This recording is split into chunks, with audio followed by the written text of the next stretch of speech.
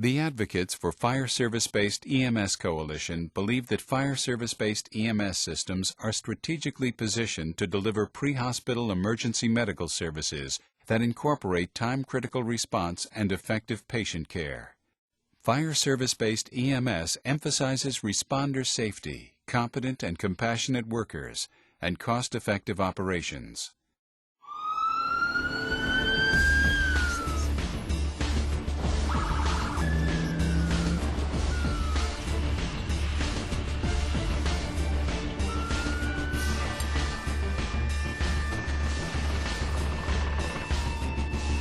In a medical emergency, 90% of the people in North America rely on fire service-based emergency medical services because firefighters provide multiple skills, timely arrival, and competent care.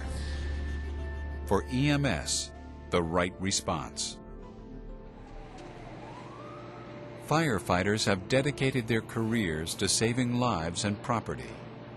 Firefighters, EMTs, and paramedics are trained to arrive quickly and perform their roles efficiently and effectively, because quick response can mean the difference between life and death. When there's a medical emergency at my home or my place of work, I want fire-based EMS to respond because they're the organization and the people with the training and the equipment to handle any contingency that comes up. Today, fire service-based EMS professionals provide the community with the most rapid response times and the highest quality of pre-hospital patient care possible.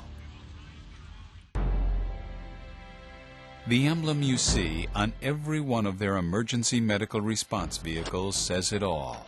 It is called the Star of Life. The serpent and staff in the middle of the star are time-honored symbols of healing. Each point in the star has a significant meaning. Detection, reporting, response, on-scene care, care in transit, and transfer to definitive care. Detection and reporting are for the most part handled by dedicated emergency systems established within each community. The remaining 4 points of the star are of direct and vital concern to fire service-based emergency responders. Each is a constant reminder that quick response means the difference between life and death. Decades ago, firefighters helped establish the use of vital life-sustaining services such as first aid, oxygen systems, and CPR. I answered the call and I was doing CPR. EMS pioneer Eugene Nagel. The cardiac arrest was unsuccessful, and this fire lieutenant said to me, well, they all die anyway.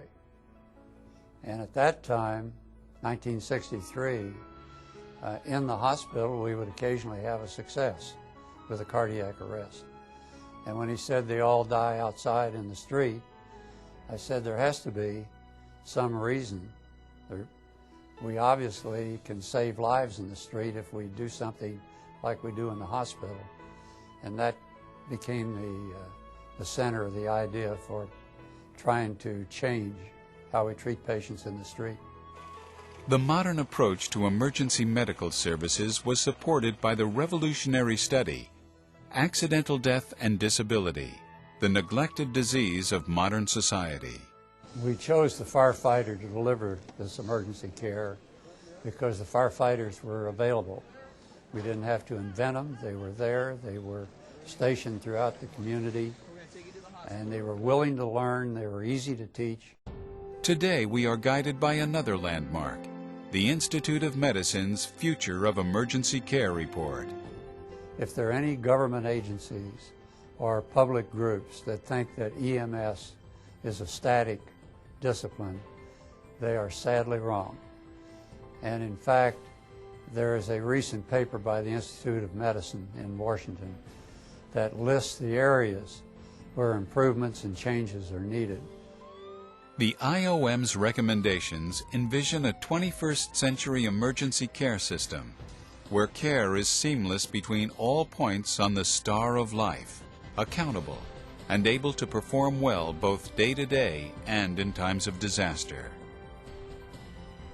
There's a real benefit to having seamless care, some care where you're not transferring a patient to another agency. There's something lost every time you do that. Many improvements in medical care have unfortunately been the product of war. We've also learned that many injuries that occur in the battlefield and those that occur in the civilian sector are time-sensitive injuries. What that means is you have a very few minutes to stop that process of death for that patient.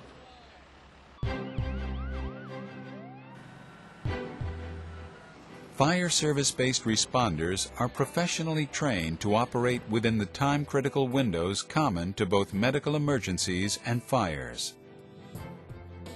A structure fire must be attacked within 8 to 10 minutes after ignition. Firefighters are usually on the scene within 3.5 to 4.5 minutes.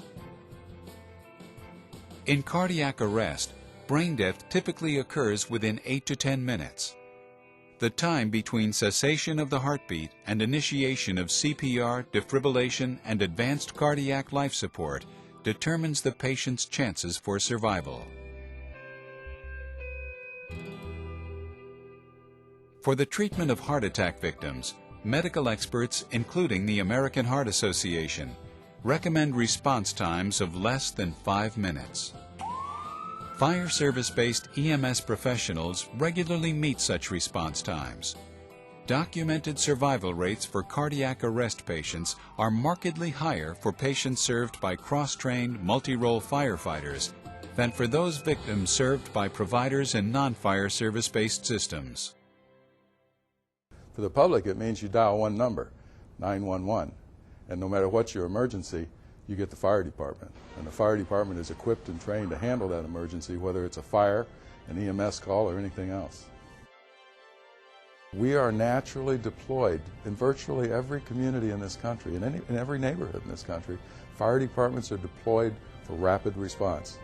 And if emergency response isn't fast, it's not emergency response. You know, we're not going to get any awards for same-day service. It has to be fast or it's not emergency. Response time is also key in cases of traumatic injury. Here again, firefighters work together, performing extrication, rescue, and decontamination, simultaneously providing medical assessments and interventions. Fire-based EMS puts the best things together with various disciplines needed in the community. If you need a response for fire, you need a response for EMS, for hazmat, for dive rescue. We have more or less a standing army that's busy doing many things, but at the same time, when we can add something as efficient as EMS and efficient to the citizens into our system, that's a benefit to the community. I can think of no other systems that come with the complete toolbox, if you will, to handle whatever you can possibly encounter out of the hospital that requires emergency medical care. That is the head and shoulders advantage of fire-based EMS over any other delivery system in our country. When it comes to multi-casualty emergencies, fire service-based emergency medical services are there. During Hurricane Andrew down in Miami years ago, the private ambulances chose not to respond. That's a problem with systems that are not based in a public fire department like ours where you have to respond. We are going to respond, that's our job, and that's one of the big benefits to the community of having EMS in the fire department. The major change that needs to occur in EMS funding today is to move dollars to where the patient is taken care of. Today, fire-based EMS provides hundreds of thousands of patient care contacts every year that are uncompensated. That patient care is just as important as the transportation of that patient to the hospital. Firefighters. When the community calls, they are there. 24 hours a day, every day of the year. When decisions are made at the national, state, and local levels of government, remember that the most common and effective means of delivering 911 emergency medical care throughout the nation is through fire service-based EMS systems. Policies that protect, support, and enhance the capabilities of fire service-based EMS systems are critical.